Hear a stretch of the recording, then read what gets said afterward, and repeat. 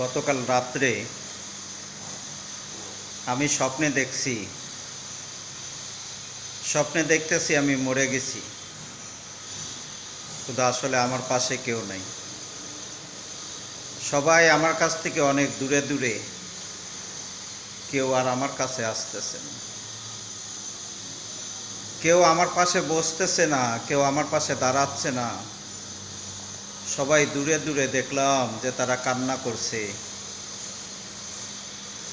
কেউ কান্না করছে, কেউ বা হাসতেছে, আবার কেউ বা মনে মনে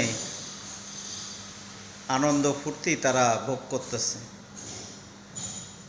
তা আমি তাদের সবাইকে ডাকতেছি যে তোমরা আমাকে এখানে ফেলায় একাই রাখছো কেন, তোমরা একটু আমার কাছে আসো।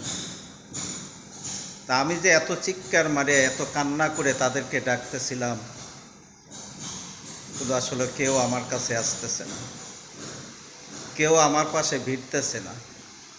সবাই দূরে দূরে, সবাই সবার স্বার্থ নিয়ে খুবই ব্যস্ত। সকালে আমি চিন্তা করলাম যে আহারে দুনিয়া, মানুষ মরার আগে যে স্বপ্নে যখন দেখলাম যে আমি মরে গেছি, এখনো আমি মরি নাই, এর মধ্যে আমার সব কিছু ভাগাভাগি শুরু হয়ে গেল, কাড়াকাড়ি শুরু হয়ে গেল। কেউ আর আমাকে ভালোবাসা দেয় না, কেউ আর আমার ভালোবাসে না, সবাই আমাকে পর করে নিল।